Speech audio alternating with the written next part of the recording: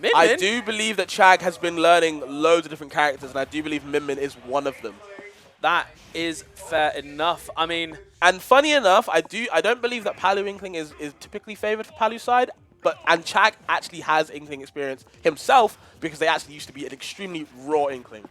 I did not know. You Yeah, got all the data. Oh yeah, so when I used to live in SoCal in 2019 for a couple months, Chag actually was first coming to SoCal then. They were an Inkling player with a Palu secondary. Their Inkling was raw. They were beating so many PR players, and then they switched to Palu once Inkling got boring.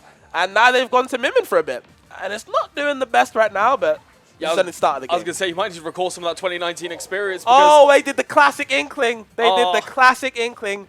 They forgot to tap the B button. Once you roller, you forget to tap it. You might mash it. You might miss the timing, and you should have got the kill. And then you're going to have to, I mean, Inkling not exactly known for a character that gets early kills, so immediately you're going to have to work a lot more just to be able to get that opportunity once again. But you cancel it this time, and you get the stock. First stock goes to Magic. I love the roll read as well. Magic kind of knew that Chag was trying to escape that corner, and as soon as they showed any signs of doing that, straight roller to the face. It's going to bury him. Yeah, this is where things can get really scary. I feel like, obviously there's the whole thing. A great commentator once said, you don't have to approach when you got a lead. But I feel like with Inkling in particular, Inkling with a lead is so, I'm going to say, obnoxious to deal with because of how much damage output you can get at those early percents. You can afford to just hang back. You can get those grabs. You can get the rapid jab to put the paint on them to give yourself even more damage.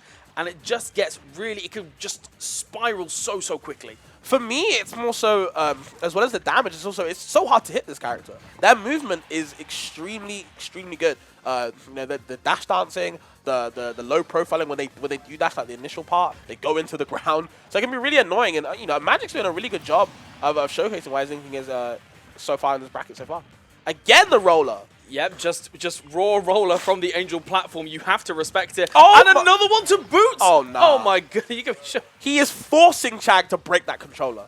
If you want to get anywhere far in this bracket, if you want to get anywhere further, you need to break that controller. Mash on it.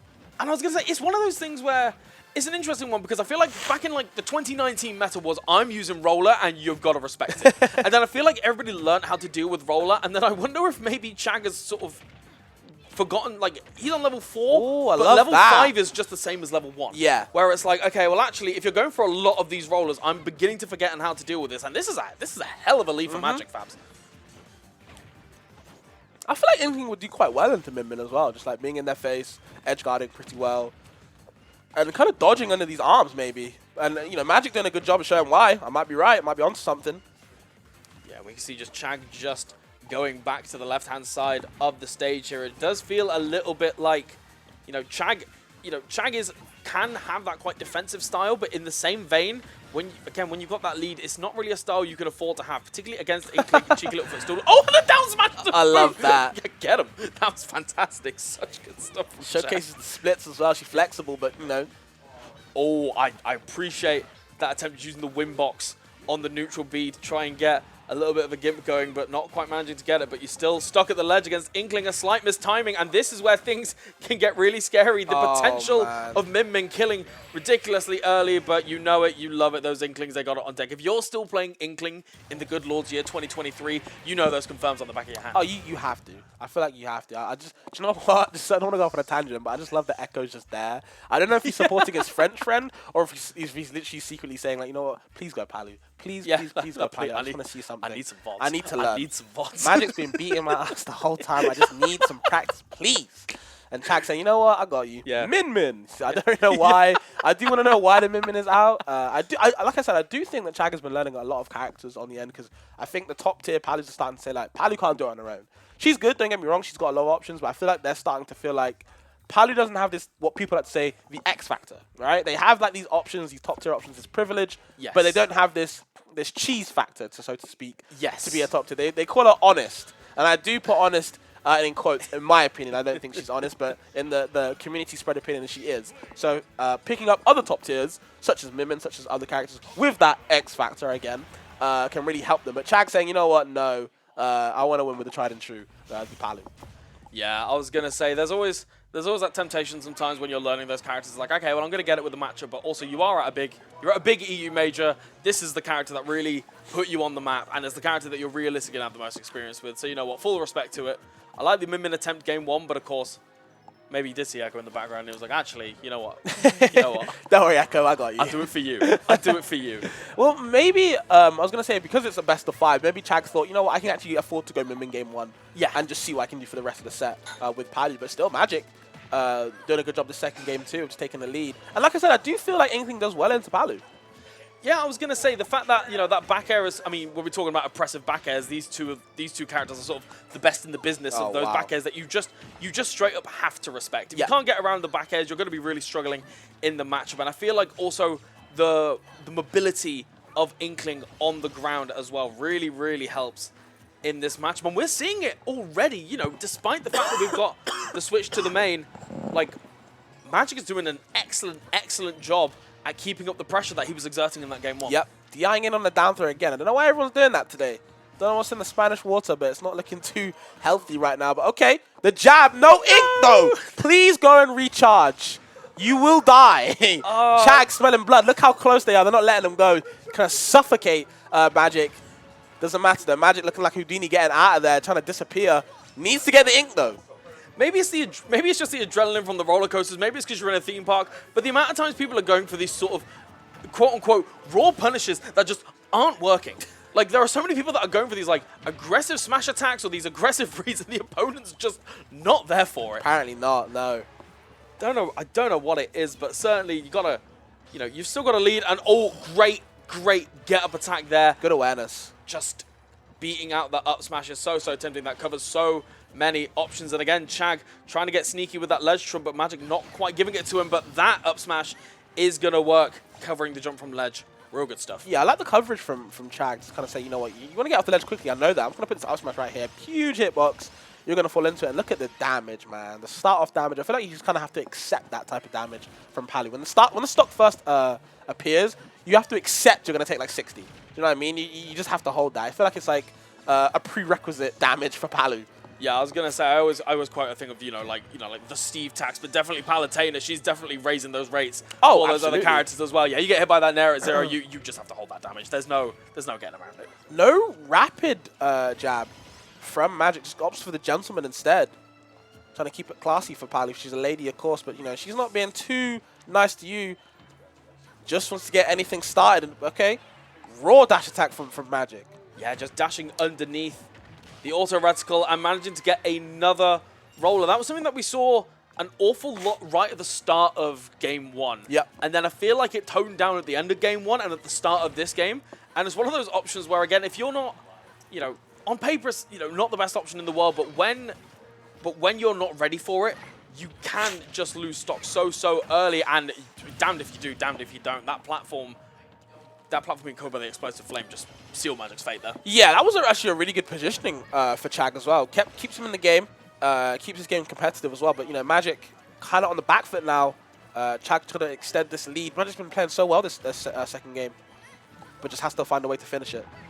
And this is the really, really scary part as well, is that, you've got to be able to rack up that damage, but you've got to be able to get in on Palutena. And the air-to-air can be a little bit tricky for Inkling, because again, we mentioned in the previous step, the back air in particular, just beating out any kind of option. But now that you've got it, you've got to make the most of this opportunity. Oh my God! Trying to get something started here. Off the wall. That was hot. That was a little bit of icing on the cake. Just beautiful. Yeah, but Magic. Okay, tries to get the waveland grab. Wants to get the up throw up air. They didn't get it though. Okay, finally, DI's out on the down throw. Thank God. Yeah, I was going to say, thank God someone did it, but still getting met with the back air. Great stuff from Chag, but again, still really close. Yeah, definitely.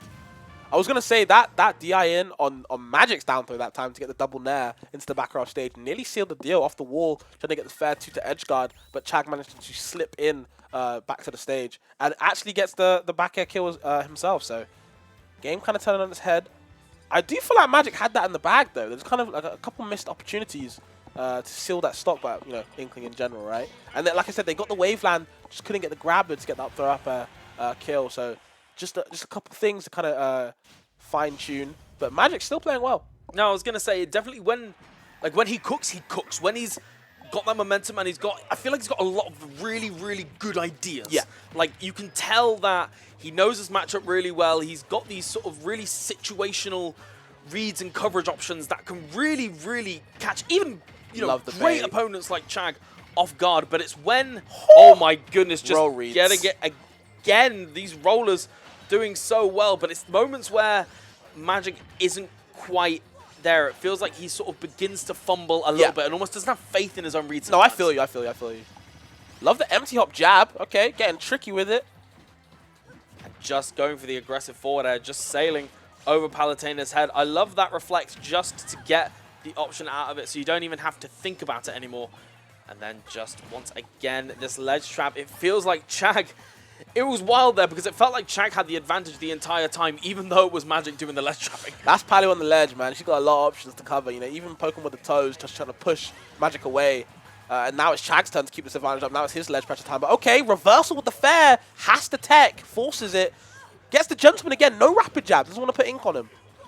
I was going to say maybe just the option to send off stage a little better. I don't know too much about... I kind of forgot Inkling had a gentleman until this tournament here. But of course, Chag going to be able to seal out that first stock. And I feel like we saw a couple of moments in that first stock where I saw a couple of smash attacks sort of begin to come out. And Chag managed to get a hitbox out just in time to intercept it.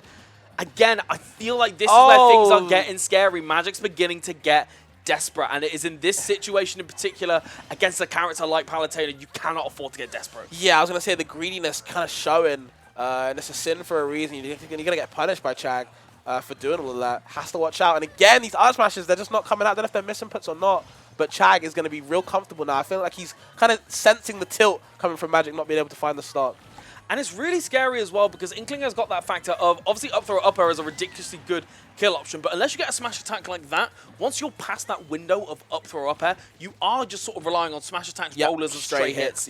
And Inkling has not got the strongest straight hits in the world. You are going to be living to 150, 160%, so maybe that pressure was getting to Magic here, but of course...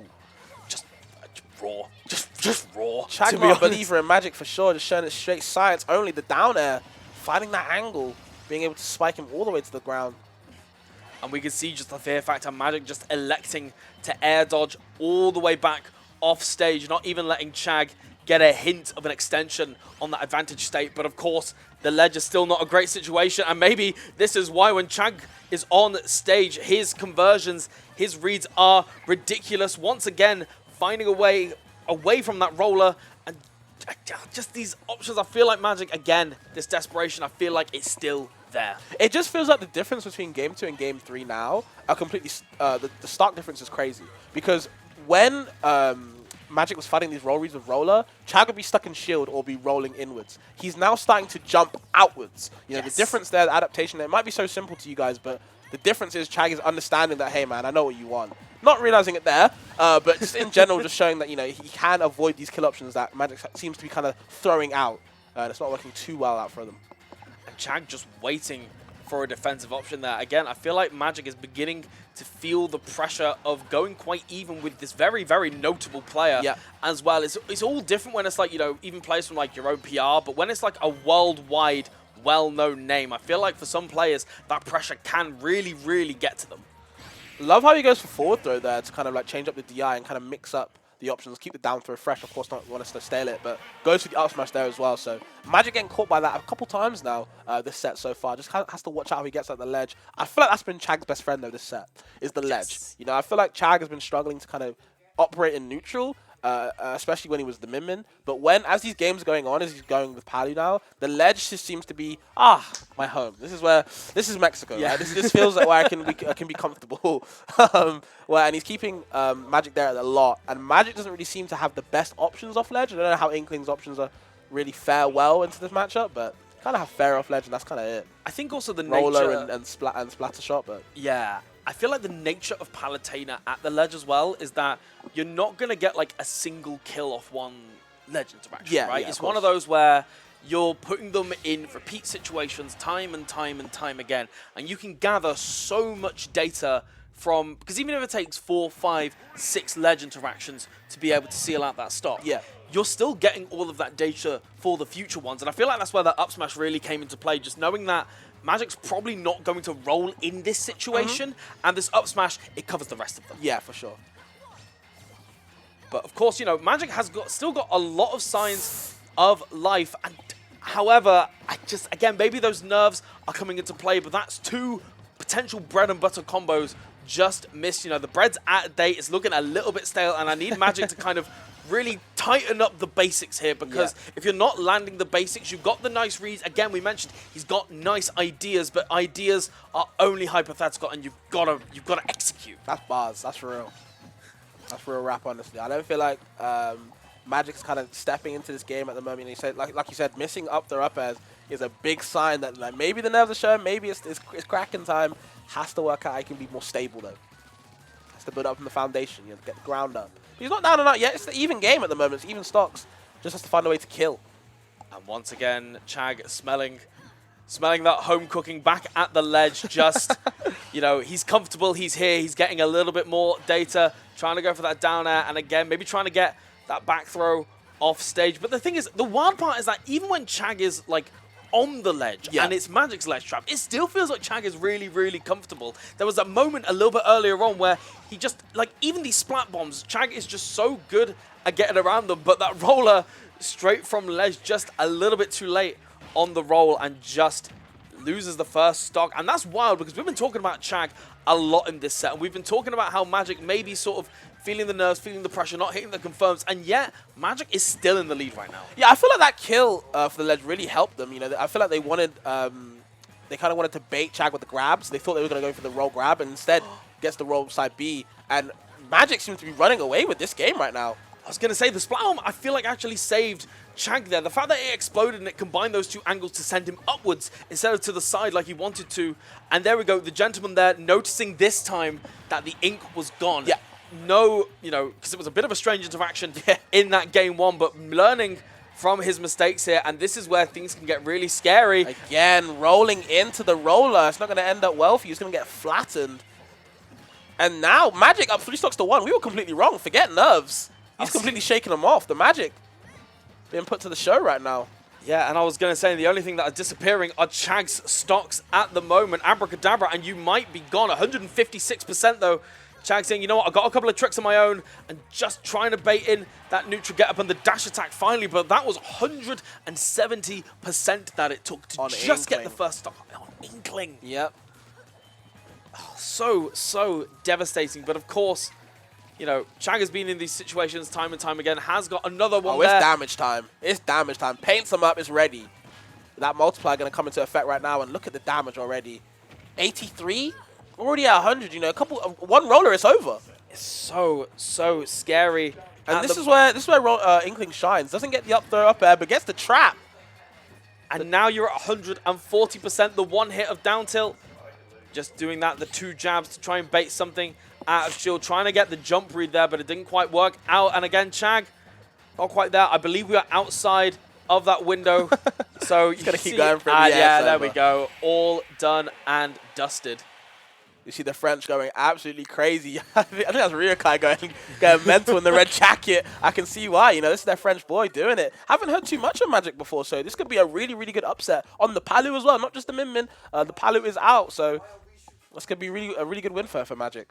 For sure, for sure. One thing that I want to mention, like a little bit that I noticed that Magic is doing is, you know, the Inkling splatter shot is a really interesting one, because it feels like, I feel like against Inkling with a lot of characters, because it's such an odd hitbox and it's got that win box as well, that a lot of characters only have those sort of 1 or 2 options that they tend to go for against it. And the one thing that I'm really enjoying about Magic and how we got a lot of that damage in that last stock was that he saw that Chag was, you know, running away and using the auto reticle a lot.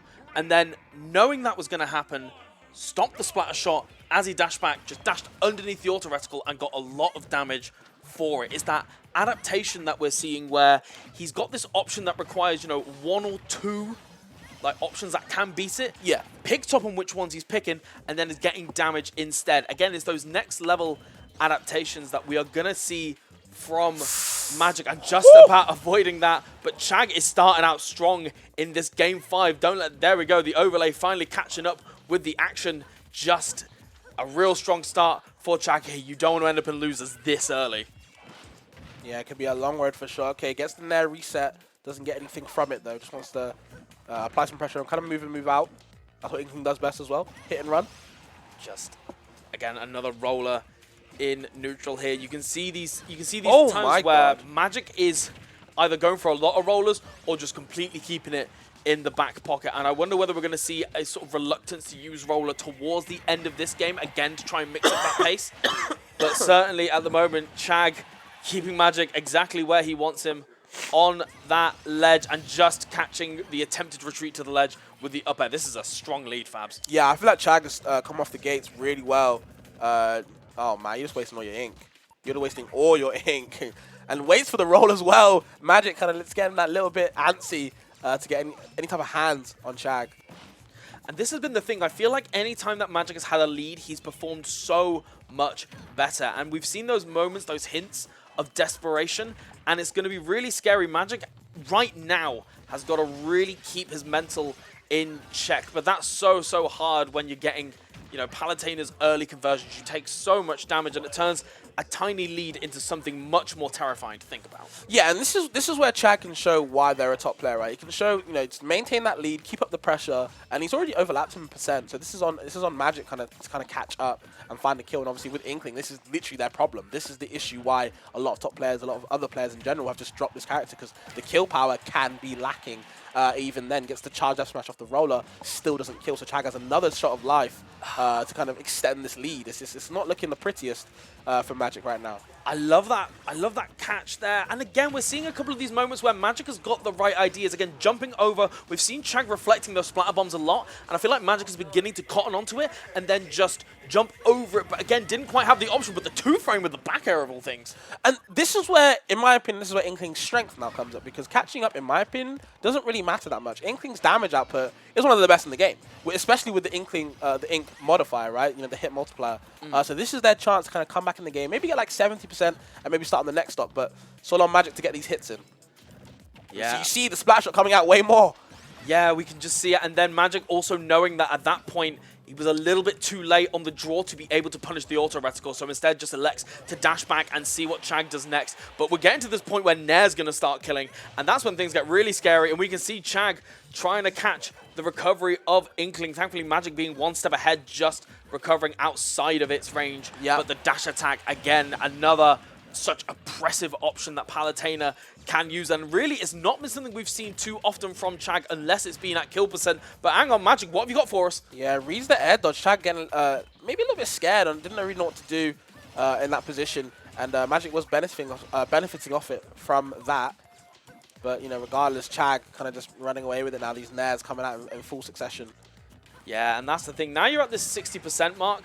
It's going to be potentially a little bit harder for Palutena, trying to catch the tech chase there with the down smash, but Chag very safely rolling away in that situation was the only option that worked.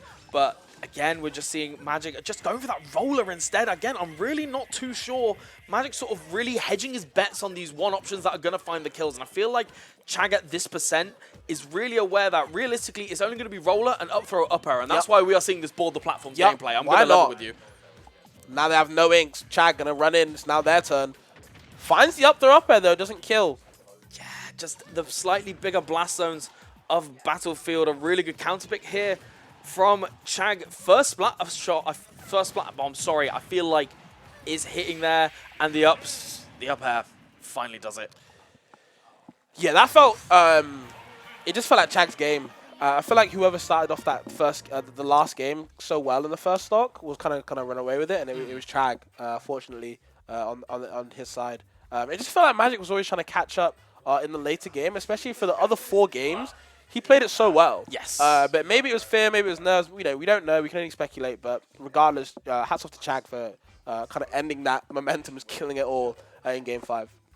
Yeah, I was going to say, and you know, it's something that I feel like Chag is beginning to get familiar with. Like, sometimes he'll go to an EU tournament and he'll have these close shaves. Yeah, for sure. In these pool stages. And, you know, sometimes he comes out victorious, sometimes he doesn't. But certainly in this situation here, he knows that regardless of whether he drops a game or drops a second game, he's still able to hold on to that and bring it all the way through to a game 5. And it did feel like Magic began to crumble a little bit in that game 5. And that's a really scary part about those kinds of players, where like the momentum-based players, as it were, where, don't get me wrong, when they're playing and the momentum's in their favor, they look like some of the most terrifying players on the planet. Yeah. But all it takes is, you know, having that momentum calm down, not even reverse, but just slowed a bit, and then suddenly you get into your own head and it just begins to